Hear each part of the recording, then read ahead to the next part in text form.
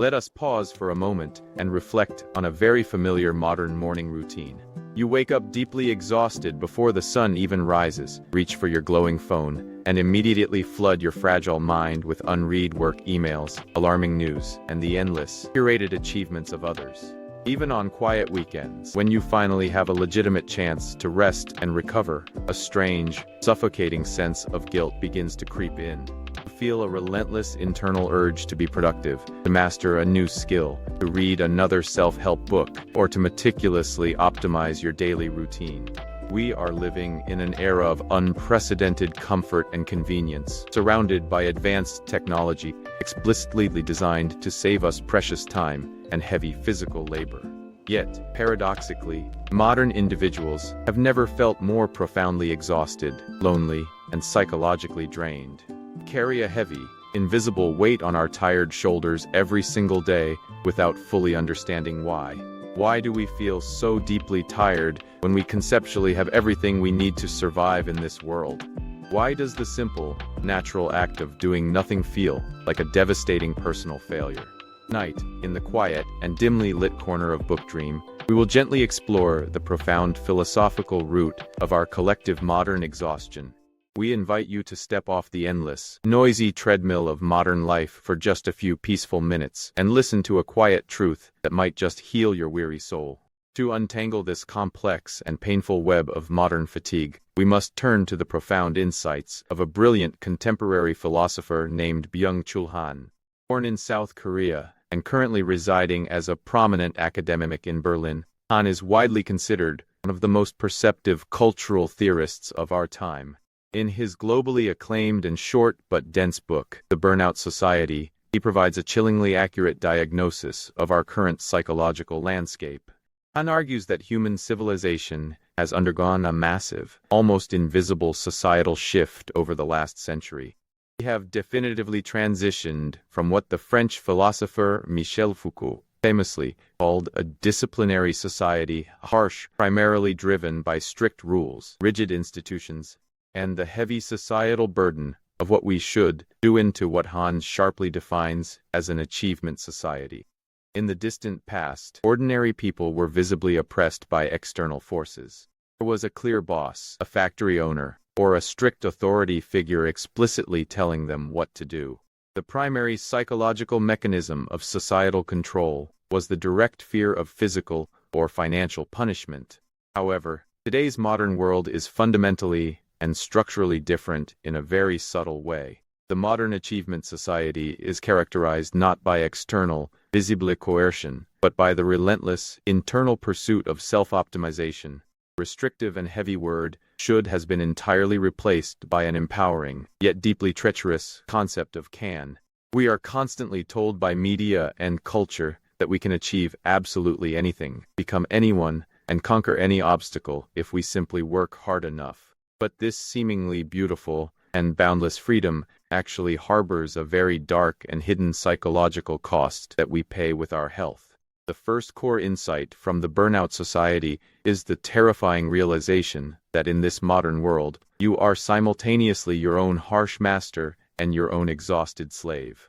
Because we are no longer explicitly forced to work by an external tyrant, we mistakenly believe we are completely free. But in reality, we have deeply internalized the capitalist demand for endless production. We willingly push ourselves to the absolute brink of mental and physical collapse in the name of personal ambition and self-realization.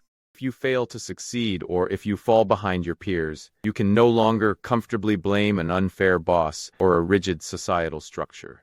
The crushing burden of failure falls entirely and squarely on your own shoulders.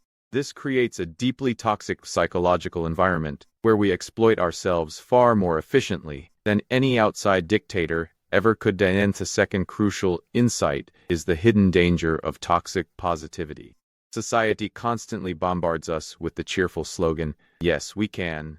It sounds empowering on the surface, but Han warns that this very excess of positivity is exactly what structurally leads to modern depression. When the entire culture relentlessly demands non-stop achievement and boundless optimism, it leaves absolutely no room for natural human limitations, for necessary sorrow, or the quiet necessary periods of doing absolutely nothing. We become sick from an overload of positivity and a tragic lack of healthy negativity. We are drowning in a sea of identical, constant stimulation, desperately to prove our ultimate worth through our relentless output and exhaustion. Third and perhaps most vital philosophical insight is the tragic loss of deep contemplation and the disappearance of profound boredom in our daily lives. In the modern achievement society, we are completely terrified of empty time. We mistakenly view boredom as a terrible enemy that must be immediately destroyed with the constant stimulation of glowing smartphones, endless social media feeds, and rapid digital entertainment.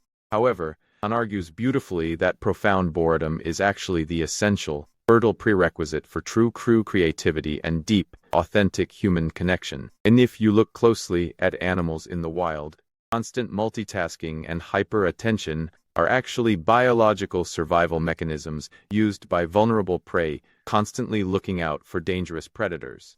By constantly dividing our fragile attention among countless digital screens and fast-paced tasks, we are effectively devolving into a state of wild, anxious animalistic alertness. We have completely forgotten how to sit quietly in a chair, how to linger on a single beautiful thought, and how to engage in the slow, meandering contemplation that gives human life its deepest profound meaning.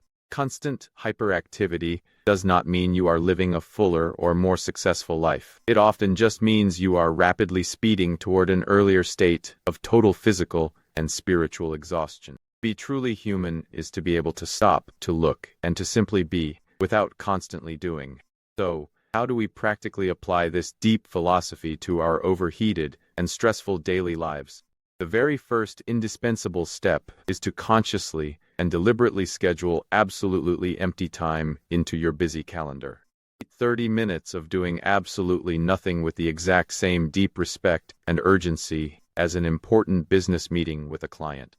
During this time, do not read an article, do not casually listen to an educational podcast, and do not even try to neatly organize your future thoughts. Simply sit in a quiet room and let your tired mind painfully, but necessarily detox from the relentless, cultural necessity of achievement. Second concrete step is to consciously step away from the highly toxic cycle of endless digital comparison. Recognize deeply that the exhausting, crushing pressure you feel every day is not a personal failure of your discipline or willpower, but a systemic, engineered flaw in our achievement-driven global culture. You have the absolute, fundamental right to be completely unproductive. And true, lasting freedom is not the boundless to endlessly produce more output or generate more wealth. True freedom is having the beautiful, quiet courage to comfortably say, I am doing enough, and I am enough as I am right now. As we gently close our book for tonight, warmly remember that your ultimate worth as a human being is not strictly measured by your daily productivity, your salary, or the carefully curated highlights on your social media feed. Your deepest, most profound value lies in your simple, quiet, and undeniable existence. If this deeply reflective journal resonated with your tired soul tonight, please gently hit the subscribe button to BookDream and join our growing, peaceful community of mindful thinkers. Next week, we will safely return with another beautiful, timeless book to offer you a completely fresh perspective on this chaotic modern life. Until then, may you find the profound courage to do a little bit less tomorrow, and may your weary mind finally find the deep, quiet rest it truly deserves. Good, and rest well.